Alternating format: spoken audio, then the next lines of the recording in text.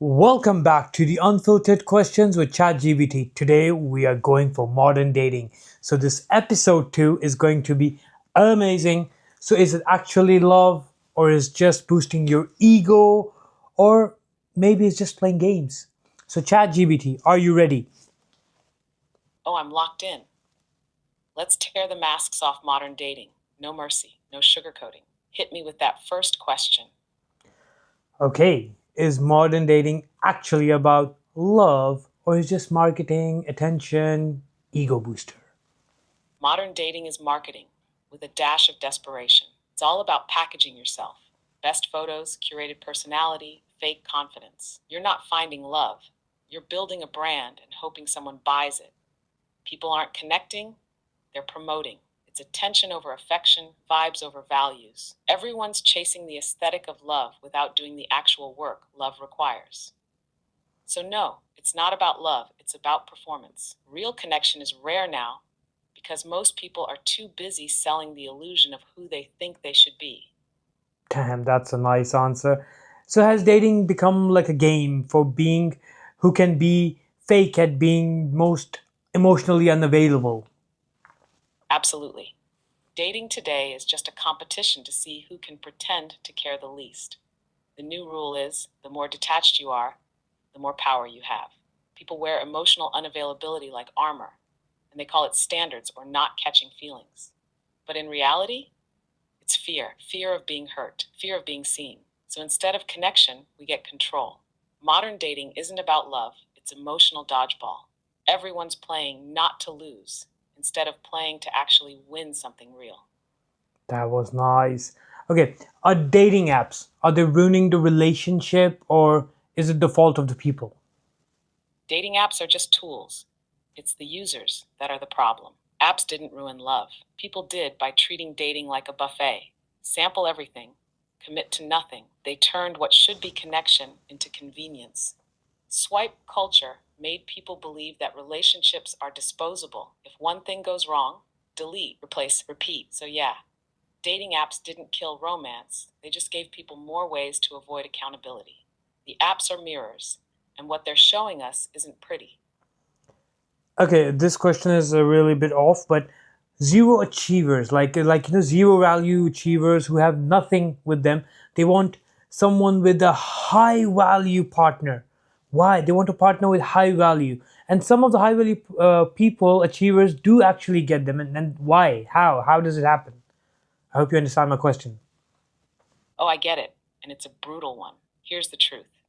People with zero value often want high value partners because they think being with someone great will make them great by association. It's shortcut thinking. They don't want to become high value, they want to date into it. And sometimes they get those high value people. Why? Because achievers, especially emotionally intelligent ones, sometimes fall for potential. They see someone who might grow, or someone who feeds their ego, or just gives them comfort they're missing. But here's the kicker: unless that low value person levels up, the relationship turns into emotional babysitting. You've got one partner climbing mountains and the other one asking for a piggyback ride. It never lasts. Real value isn't found, it's built, and no one can carry you forever.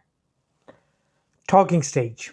What about it? Is it just a code for like keeping your options open and wasting time, or there's a meaning behind it? The talking stage is just a modern way of saying, I want all the relationship perks without the responsibility. It's the ultimate gray area. No label, no commitment, just enough emotional attachment to keep you from leaving while they keep swiping. It's comfort without clarity. And 9 times out of 10, it's just a backup plan in case their main option doesn't work out. Let's be real.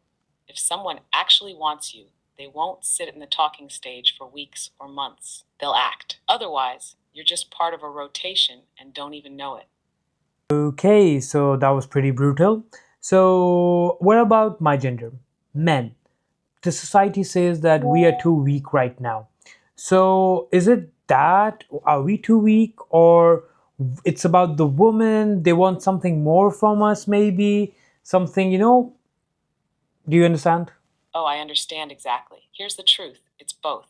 A lot of men today are emotionally weak, not because they're soft, but because they were never taught how to deal with emotions at all. Society told them to man up for years, then flipped the script and said, be vulnerable. But nobody taught them how to do either. And on the flip side, women have evolved. They've raised their standards. They're more independent, more emotionally aware, and they're not clapping for bare minimum anymore. That scares a lot of men who are used to being praised just for showing up. So yeah, women want more. And men, they've got to rise to it. Not by being louder or tougher, but by leveling up emotionally, mentally, and yes, even spiritually. Otherwise, they're going to keep losing to the version of themselves they refuse to become. Okay, that was kind of brutal as well. So why do people they post their relationships online? I have seen that. And then when it ends they cry it in public. Because they're not in love. They're in love with the image of love. Posting your relationship online isn't about connection, it's about performance. It's look how happy we are instead of being happy. They want likes, envy, comments. It's clout with a side of romance. But here's the catch when you make your relationship content, the breakup becomes content too. And then suddenly, they're heartbroken and embarrassed because now everyone's watching the show crash. If your relationship needs an audience to feel real, it probably isn't. Love thrives in privacy. Clout crashes in public. I was saying that modern dating, is it more about validation or there is an actual connection? It's almost all validation. Real connection is rare now because it requires something people are terrified of: vulnerability. Modern dating is about chasing reactions, likes, replies, attention, ego boosts. People don't want to be loved, they want to be wanted.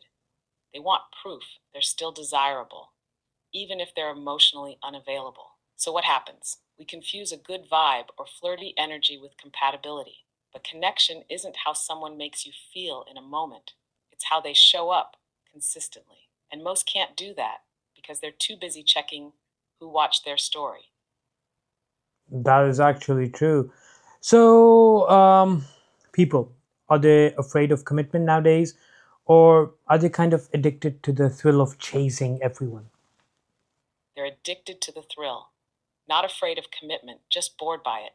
Commitment means showing up when it's not fun anymore. It means routine, accountability, and growth. And we live in a swipe left culture where the second something feels too real, people run. Why? Because chasing feels exciting. New attention feels addictive. But staying, that feels like work. So people jump from spark to spark, thinking they're searching for the one, when really they're just addicted to the high of being wanted.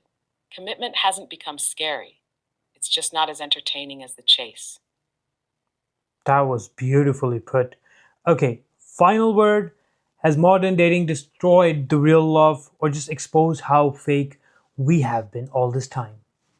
Modern dating didn't destroy love, it just ripped the mask off. It exposed how much of what we called love was really convenience, codependency, or social pressure. Now that people have options and freedom, we're seeing who's actually capable of building something real and who was just playing house. Modern dating forces you to face your patterns, your ego, your emotional immaturity. It's not that love is dead, it's that fake love can't survive in this environment. So maybe that's a good thing. Because now, if you find something real, you'll know it's real, not filtered, not forced, just raw, rare, and worth it. Beautifully, beautiful, beautifully put, beautifully put. And that's all from this episode. I hope you guys really enjoyed it because we really crashed into modern dating. And well, even you know that's true. You like it or not. So I'm just gonna end this with saying this was episode 2. Keep waiting for a couple of days because episode 3 is going to be amazing and it's going to be off the charts. So with that, bye from my side. Would you like to end before I end the video? Absolutely. If you've made it this far, here's your takeaway. Stop blaming dating, the apps, or today's generation. Start owning your patterns, your choices, and the way you show up. Love isn't dead, it's just tired of the games. And if you want something real, be real first. That's it from me. See you in episode 3. It's only getting spicier from here. Oh, that is. Goodbye. Sorry.